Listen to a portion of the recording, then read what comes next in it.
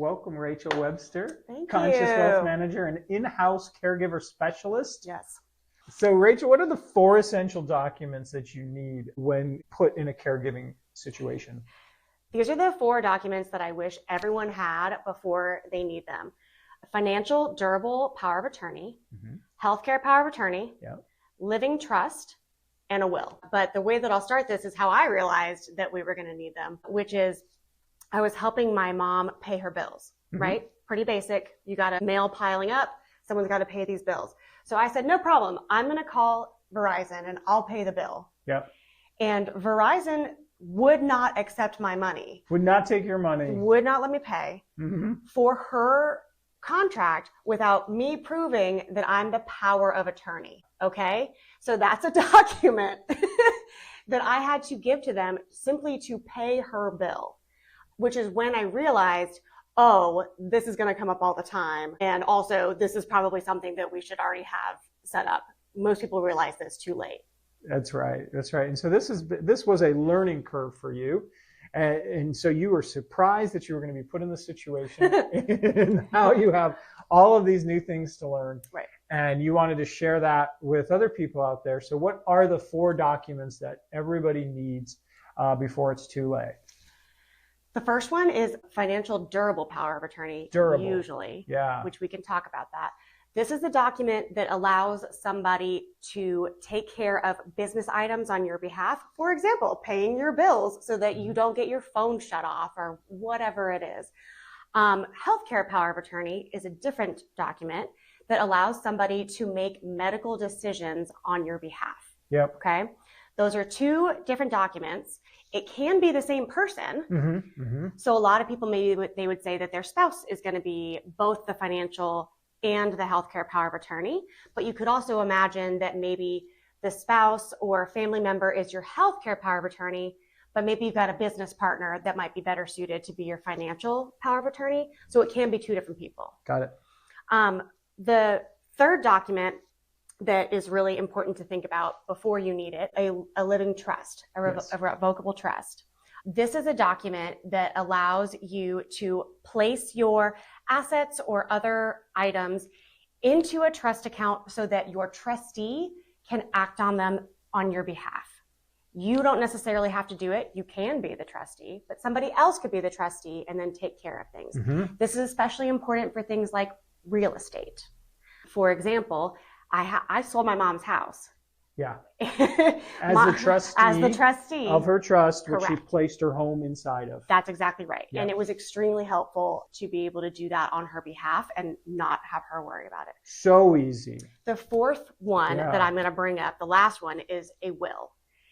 People often put this off because it's unpleasant to think about, but this is the document that tells people where you want your assets to go when you have passed away. And so many people, it's kind of a chore, so they just don't do it. But if you happen to pass away and you don't have a will, you know who decides what happens to your stuff? The government? Yes. A judge who does not know you. Yes. Or your people. And they just look at all of your accounts and they just say, well, this one goes here and this one goes here. Yeah. And you have the opportunity to make that document right now to give your wishes. But if you don't feel like it, or it's kind of squeamish or whatever, then you might really forfeit a huge opportunity to have your wishes borne out correctly. Yeah. What I'm so glad we have these 4 documents. One of the things that sometimes we come up against is that people don't want to do these because they feel they're losing control. Oh, okay. And like, oh, well, if I create a trust, I'm no longer in control. And the way that we always try to position it or help them out is to say, actually, this helps you retain control. And I'm sure you've seen that a lot. I think, yes, that's a great point. Yeah. It's not that you are losing control. It's that you are being clear about what is happening with the assets or with your affairs and writing down for future use about what your wishes are. Yeah. Also, I should note, particularly in something like a living trust, the reason it's a living trust is that you can take things out of it or put things into it. You can change it all you want. You can change it. As long as you, yeah. That's the point of it.